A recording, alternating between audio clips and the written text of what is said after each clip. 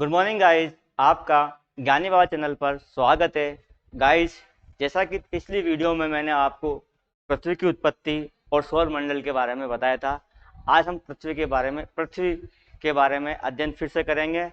और आज हम ग्लोब के माध्यम से अक्षांश और देशांतर को पढ़ेंगे। मैं ग्लोब तो लेके नहीं आऊँगा आपके सामने, लेकिन फिर भी मैं बात करता हूँ अक्षांश और देशांतर रेखा क्या होती है। अक्षांश और देशांत रेखा किसे कहते हैं? दोनों रेखाएं ग्लोब पे खींची होती है।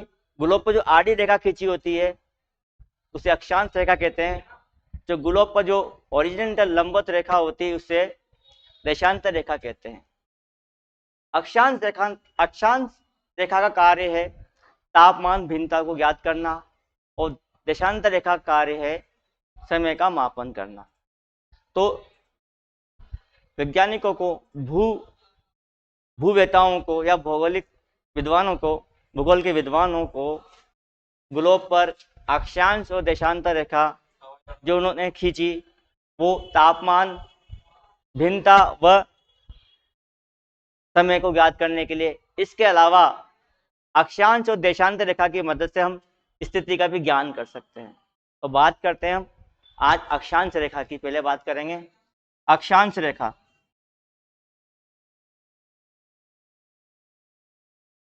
अक्षांश रेखा अक्षांश दो शब्द से मिलकर बना है, अक्ष प्लस अंश।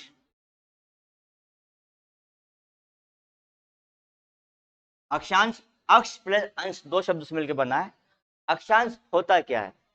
ग्लोब पर जो हम ग्लोब देखते हो आप, ग्लोब पृथ्वी का प्रतिरूप है, ग्लोब पृथ्वी का मॉडल है। ग्लोब के माध्यम से पृथ्वी को आसानी से समझा जा सकता है। तो ग्लोब पर बीच में एक रेखा खींची, बीच में ग्लोब पर बीच में एक आड़ी रेखा खींची जो ग्लोब खींची हुई है। ये आड़ी रेखा से विषुवत रेखा बोलते हैं, विषुवत रेखा भी बोलते हैं इसको। और इसको 0 डिग्री अक्षांश भी बोलते हैं, 0 डिग्री अक्षांश रेखा या व्रत भी बोलते हैं। अक्षांश रेखा या व्रत भी बोलेंगे हम, अक्षांश रेखा या व्रत। हम साधारण जो मानचित्र होता है, सरल मानचित्र होता है, वहां हमें केवल उसमें दो ही प्लेन होते हैं, इसलिए वहां पर रेखा के रूप में दिखती है। लेकिन ग्लोब 3 डायमेंशनल होता है, त्रिविमीय होता है, उस पर ये हमको वृत्ताकार ग्लोब पर देखी होती है। ग्लोब पर ऐसी लगती है, ये ऐसी बनी होती है।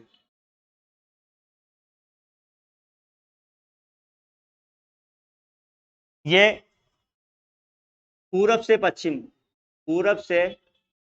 की दिशा में खींची जाती है। हम पृथ्वी के केंद्र से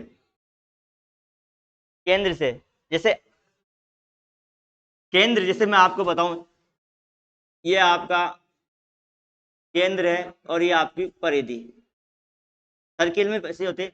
तो यहां से एक डिग्री जो बिंदु आएगा, ये एक डिग्री के एंगल पर,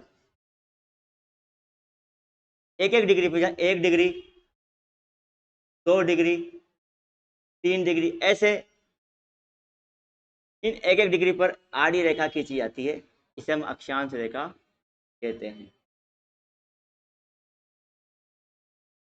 ऐसे पूरे इसमें खींची रहती है रेखा,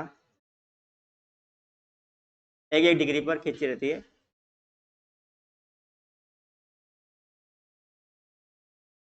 ऐसे एक डिग्री पर ये इधर 7, एक यहाँ पर, ये पर 90 डिग्री उत्तरी अक्षांश।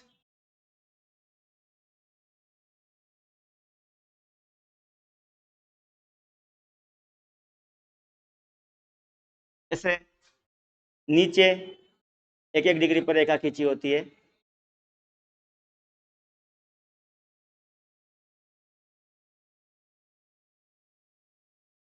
नीचे यहाँ पर 90 डिग्री दक्षिणी अक्षांश।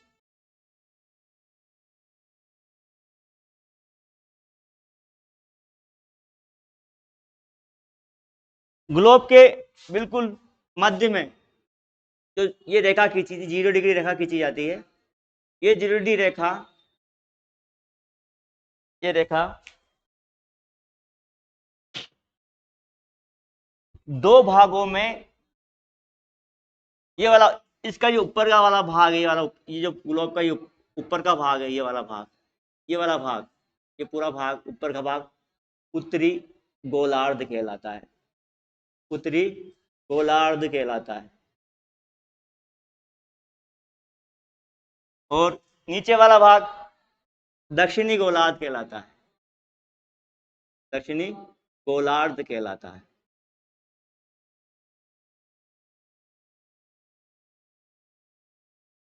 तो हाँ,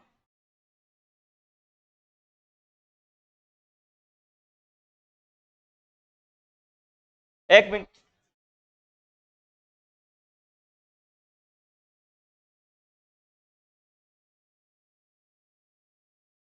उसको यहाँ पर इसके बारे में बताऊंगा। जैसा कि मैंने बताया,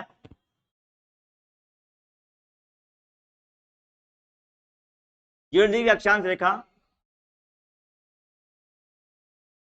दो भागों में बांटती है। ये वाला भाग उत्तरी गोलार्ध कहलाता है और नीचे वाला भाग दक्षिणी गोलार्ध कहलाता है। और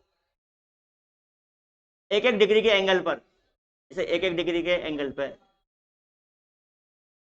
एंगल पर जो आड़ी रेखा खींची जाती है, जैसे ये आड़ी रेखा खींची एक एक डिग्री के एंगल पर, ये रेखा खींची, जो आड़ी रेखा खींची है, इन्हें अक्षांश रेखा कहते हैं। ये दोनों ही गोलार्धों में खींची जाती है। तो प्रश्न उठा अक्षांश रेखा, तो प्रश्न आता अक्षांश रेखा। अक्षांश रेखा किसे कहते हैं? मानचित्र में पूर्व से पश्चिम या पश्चिम से पूर्व, पूर्व की ओर क्षितिज लाइन, आड़ी रेखा पश्चिम से पूर्व की ओर खींची, की ओर खींची, आड़ी रेखा को, आड़ी रेखा को अक्षांश रेखा कहते हैं। रेखा कहते हैं। ग्लोब पर पूर्व से पश्चिम या पश्चिम से पूरब जो आड़ी रेखा खींची जाती है, इसे जो एक एक डिग्री के फासले पे खींची जाती है, इसे अक्षांश रेखा कहते हैं। अब ग्लोब पर इसकी अक्षांशों की संख्या कितनी है? प्रश्न आता है ग्लोब पर कितनी अक्षांश रेखा होती है और कितने अक्षांश होते हैं? तो आप देखिए, प्रश्न आता है, बहुत इंपॉर्टेंट प्रश्न है, एग्जाम में पूछा गया है कई बार ये, और अच्छे अच्छे स्टूडेंट, यहां तक कि टीचर भी इसमें कंफ्यूज है। कितनी अक्षांश रेखा होती है? प्रश्न है कितनी अक्षांश रेखा होती है? कितनी अक्षांश रेखा होती है? रेखा होती है, ये मेरा प्रश्न है। क्वेश्चन, कितनी अक्षांश रेखा होती है? तो पहले आप रेखा को समझे, रेखा किसे कहते हैं? ये मैंने लगाया, ये बिंदु है, ये भी बिंदु है, ये बिंदु ए और ये बिंदु बी, तो ए को बी से मिलाया तो रेखा बनी। दो बिंदु को मिलाने वाली आकृति को रेखा कहते हैं। अब आप समझिए, तो कुल अक्षांश रेखा कितनी है? कुल अक्षांश रेखा की संख्या कितनी है? कुल अक्षांश कितने हैं? तो पहले आपको बताऊं कुल अक्षांश कितने होते हैं। कुल अक्षांश, कुल अक्षांश की संख्या है 90 उत्तरी गोलार्ध में, 90 दक्षिणी गोलार्ध में और एक 0 डिग्री अक्षांश रेखा। इस मिलाकर इन तीनों को जोड़कर 90 तो उत्तरी गोलार्ध में अक्षांश है, 90 अक्षांश दक्षिणी गोलार्ध में और एक 0 डिग्री अक्षांश रेखा, इनकी संख्या कुल 181 हो जाती है। यह है अक्षांश की संख्या या अक्षांशों की संख्या, या इसे बोलेंगे अक्षांशों की संख्या। अक्षांशों की संख्या कितनी है या अक्षांश कितने हैं कुल ग्लोब पर, तो 181 है। अक्षांश रेखा कितनी है, आप देखो टोटल अक्षांशों की संख्या कितनी है, 181। इसमें दो बिंदु हैं। दो बिंदु कौन सा, एक बिंदु आपका उत्तरी ध्रुव, नॉर्थ पोल कहते हैं, दूसरा बिंदु है आपका दक्षिणी ध्रुव, साउथ पोल। ये बिंदु है, इन्हें रेखा में काउंट नहीं किया जाता, इसलिए 181 में हम 2 माइनस करेंगे तो अक्षांश रेखा की संख्या आ जाएगी या अक्षांश वृत्त की संख्या आ जाएगी। तो अक्षांश रेखा की संख्या कितनी हुई, अक्षांश रेखा की संख्या हुई आपके 181 माइनस 2 बराबर हुई 179।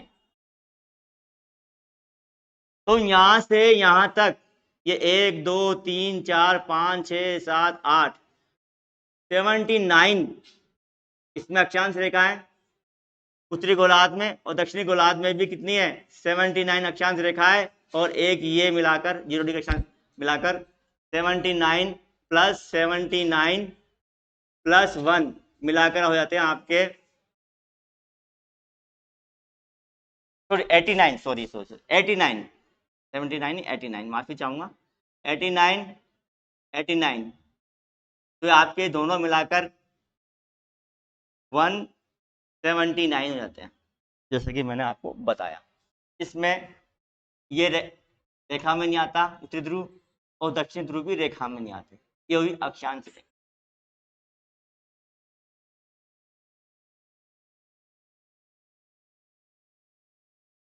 अक्षांश रेखा किसे कहते हैं, पूरब से पश्चिम में खींची जाने वाली, ग्लोब पर पूरब से पश्चिम, सॉरी मानचित्र पर पूरब से पश्चिम में खींची जाने वाली काल्पनिक, वास्तव में काल्पनिक रेखा है, यह केवल ग्लोब पर या मानचित्र में खींची बनाई जाती है। तो मानचित्र पर पूरब से पश्चिम में खींचे जाने वाली आड़ी रेखा, क्षैतिज रेखा को क्या बोलते हैं, अक्षांश रेखा कहते हैं। इनकी संख्या 179 होती है और कुल अक्षांशों की संख्या 181 होती है। अक्षांश रेखा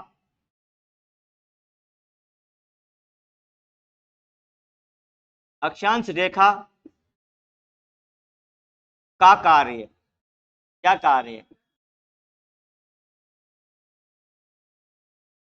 पहला कार्य है तो ये अक्षांश स्थिति बताती है। पहला कार्य क्या है, ये ग्लोब के माध्यम से ये किसी वस्तु की अक्षांश स्थिति बताती है, अक्षांश स्थिति बताती है, अक्षांशीय स्थिति ज्ञात करने में काम आती है। दूसरा, इसमें तापमान भिन्नता ज्ञात करने में काम आती है। दूसरा है तापमान भिन्नता ज्ञात करने में काम आती है। तापमान भिन्नता ज्ञात करने में काम आती है। अब आप सवाल करोगे सर तापमान भिन्नता कैसे ज्ञात करते हैं, तो समझिए आप,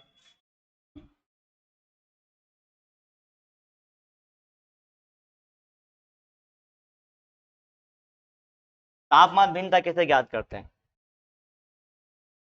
ये ग्लोब प्रतिरूप पृथ्वी का, बीच में 0 डिग्री अक्षांश रेखा जो ग्लोब को दो भागों में बांटती है, उत्तरी गोलार्ध दक्षिणी गोलार्ध में बांटती है।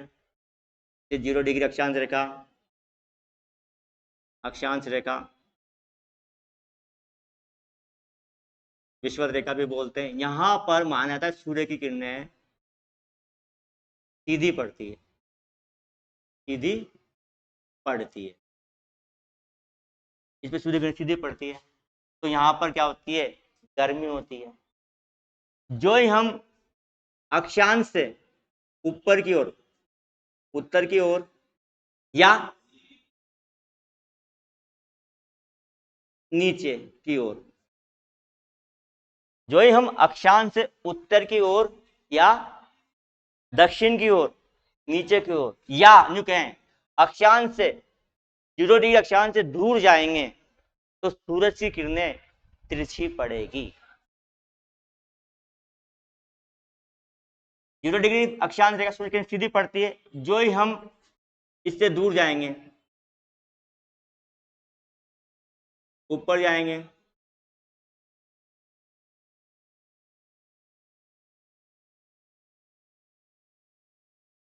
ऊपर जाएंगे तब भी तिरछी पड़ेगी, और नीचे जाएंगे तब भी तिरछी पड़ेगी। या यूं कहें 0 डिग्री अक्षांश रेखा से उत्तर की ओर या दक्षिण की ओर या 0 डिग्री अक्षांश रेखा से दूर जाने पर सूरज की किरणें तिरछी पड़ना शुरू हो जाती है।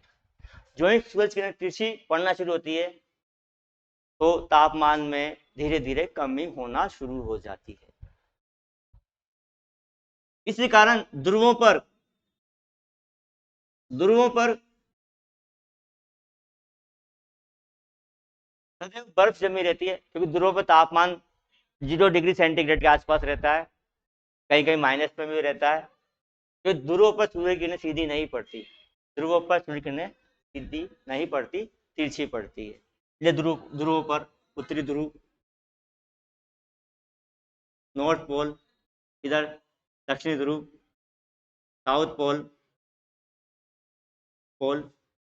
पर सदैव बर्फ जमी रहती है।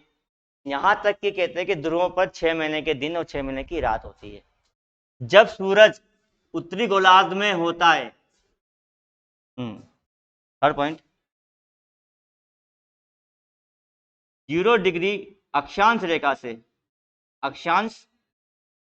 रेखा से दूर जाने पर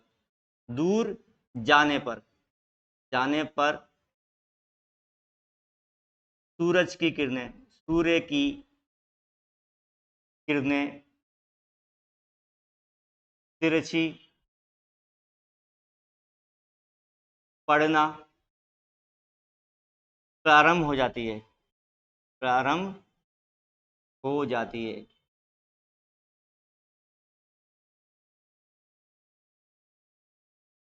चाहे हम उत्तर में जाएं चाहे दक्षिण में जाएं, सूरज की किरणें तिरछी पड़ना प्रारंभ हो जाती है।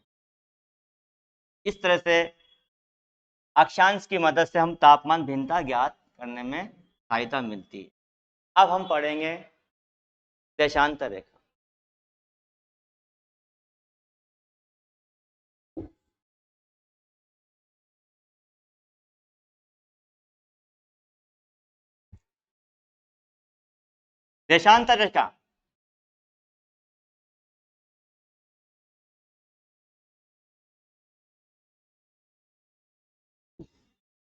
देशांतर रेखा ग्लोब पर जो लंबवत रेखा होती है, नॉर्थ पोल उत्तरी ध्रुव को दक्षिण ध्रुव दक्षिण ध्रुव से मिलाने वाली काल्पनिक रेखा को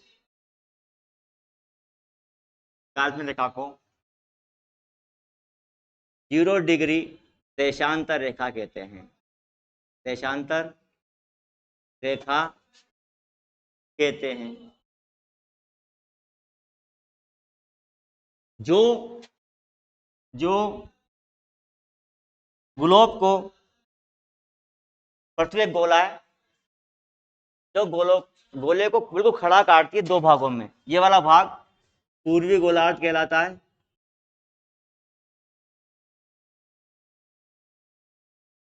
और ये वाला भाग दक्षिणी गोलार्ध कहलाता है, सॉरी पश्चिमी गोलार्ध कहलाता है, पश्चिमी गोलार्ध कहलाता है।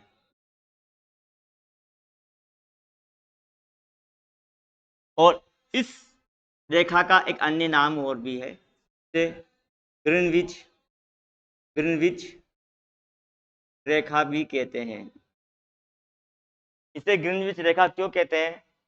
क्योंकि ये रेखा लंदन के पास एक शहर है ग्रीनविच शहर, वहां पर एक मौसम की लेबोरेटरी है, मौसम वेधशाला है, उसके ऊपर से पास होती गुजरती है, इसलिए उस मौसम की वेधशाला के नाम से ही इस रेखा का नाम ग्रीनविच रखा गया है।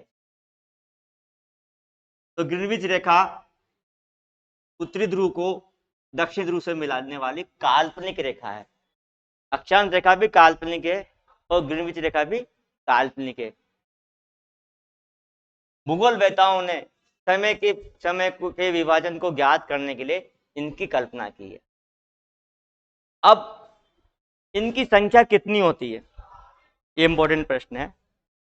सबसे पहले इसके बारे में लिखते हैं। देशांतर रेखा किसे कहते हैं? देशांतर देशांतर साधारण मानचित्र या ग्लोब पर उत्तरी ध्रुव से उत्तरी ध्रुव से दक्षिणी ध्रुव की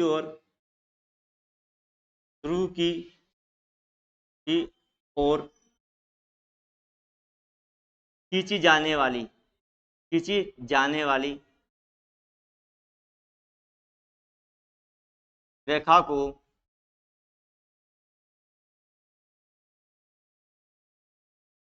देशांतर रेखा कहते हैं। देशांतर रेखाएं कहते हैं, रेखा कहते हैं सिंगल के लिए।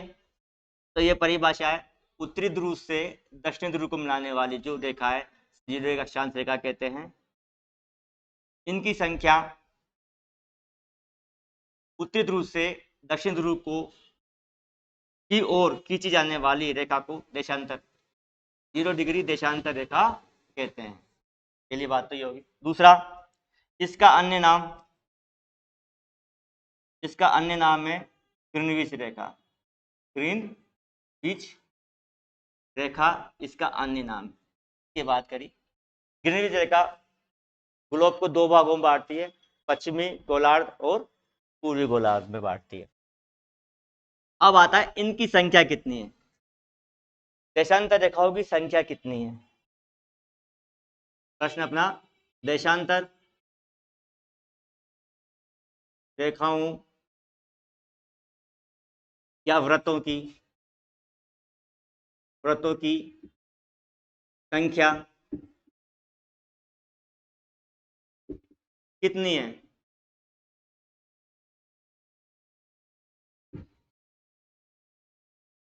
यहाँ रेखा साधारण मानचित्र के लिए और ग्लोब पे ये व्रत के रूप में, तो देशांतर व्रत भी बोल सकते हैं या देशांतर रेखा भी बोल सकते हैं। इनकी संख्या कितनी है?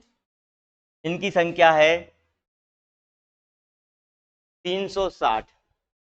360 संख्या होती है, इनकी संख्या होती है 360। जैसे हम साधारण मानचित्र की बात करते हैं, साधारण मानचित्र को समझते हैं इसको। ये साधारण मानचित्र है, इसके बीच में, यहाँ से बीच में उत्तर से दक्षिण की ओर खींची जाने वाली रेखा को हम देशांतर रेखा कहते हैं। 0 डिग्री देशांतर रेखा इसको 2 भागों में बांटती है। ये भाग पूर्वी गोलार्ध और ये वाला भाग पश्चिमी गोलार्ध है। इसकी संख्या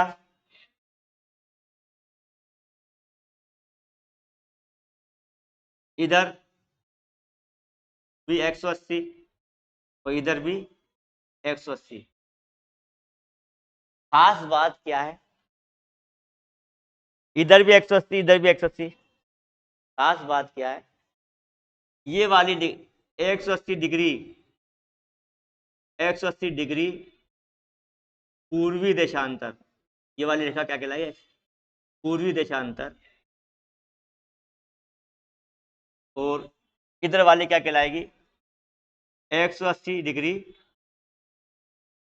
पश्चिमी देशांतर। 180 डिग्री पूर्वी देशांतर और 180 डिग्री पश्चिमी देशांतर, दोनों एक ही है, दोनों एक ही है। अगर हम किसी कॉपी को लेते हैं, किताब को लेते हैं, होल्ड करते हैं, खोलते हैं, खुल जाती है, इधर वाला पार्ट अलग भाग, इधर वाला पार्ट अलग, उनको मोड़ मोड़ है तो क्या हो जाएगा, उसके दोनों सिरे बाहर के जुड़ जाएंगे, एक गोल बन जाएगा, गोलाकार बेलन बन जाएगा। तो इन दोनों भाग को हम मोड़ के फोल्ड करें, इनको फोल्ड करके गोल आकृति में दें, तो ये वाला और ये वाला सिरा दोनों क्या होगा, आपस में जुड़ जाएंगे। तो 180 डिग्री पूर्वी देशांतर और 180 डिग्री पश्चिमी देशांतर दोनों एक ही रेखा है। इसे अंतरराष्ट्रीय रेखा भी बोलते हैं, अंतरराष्ट्रीय तिथि रेखा भी बोलते हैं।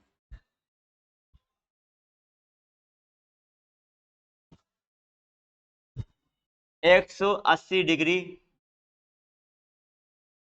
पूर्वी देशांतर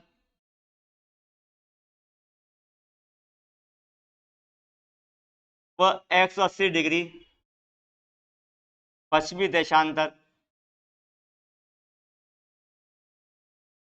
दोनों एक ही रेखा है, एक ही रेखा है, रेखा है। इसका अन्य नाम क्या है, इसको इस रेखा को क्या बोलते हैं, इसे बोलते हैं अंतरराष्ट्रीय, अंतरराष्ट्रीय अंतरराष्ट्रीय तिथि रेखा, तिथि रेखा रेखा बोलते हैं।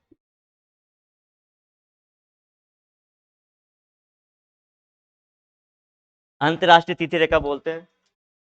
प्रश्न आ जाए कि अंतरराष्ट्रीय तिथि रेखा होती है 180 डिग्री पूर्व देशांतर या 180 डिग्री पश्चिम देशांतर, दोनों या दोनों में से नहीं, तो उसका सही आंसर आएगा दोनों। इसके बाद हम बात करते हैं, इसी प्रकार ये दोनों एक ही है, यहां से इसको मिला के 180, यहां से इसको मिला के 180, दोनों एक ही है, तो 180 180 कुल देशांतरों की संख्या, देशांतर रेखाओं की संख्या 360 होती है। तो प्रश्न का आंसर होगा अपना, का आंसर होगा देशांतर की संख्या बराबर 360। कुल देशांतर कितना है, 360। क्लियर। अगर मेरा मुंह आपकी तरफ है, ठीक है, एक पूरा चक्कर काटने में, मेरा मुंह आपकी तरफ, मेरा फेस आपकी तरफ है, एक पूरा चक्कर में पूरा अपनी जगह पर अपनी स्थिति पे घूमूं, जैसे ये अपनी ये अपनी स्थिति सामने है, ये अपनी स्थिति पूरा एक राउंड काटेगा, पूरा एक राउंड काटेगा, वापस उसी स्थिति में आ जाएगा, सामने फेस है, तो 360 डिग्री घूमता है, 360 डिग्री एंगल पे घूमती है। इसलिए देशांतर रेखाओं की पृथ्वी अपने अक्ष पर एक चक्कर पूरा करने में 360 डिग्री का कोण बनाती है। ठीक है, तो ये वही चीज है जिनकी देशांतर की संख्या कितनी है, 360 डिग्री। ये किस काम आती है, ये समय को मापने में काम आती है। 24 घंटे में पृथ्वी 360 देशांतर घूमती है, 24 घंटे में पृथ्वी 360 देशांतर घूमती है।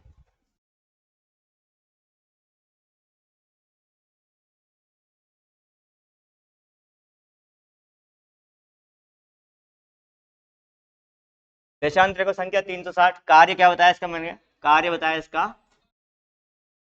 समय मापन में, समय मापन में ये काम आती है। तो आज क्लास में विराम देता हूँ, आशा करता हूँ ये वीडियो आपको पसंद आएगी, और पसंद ना भी आए तो अपने सुझाव दें कमेंट के माध्यम से और हमें मोटिवेट करें। धन्यवाद। जय हिंद, जय भारत।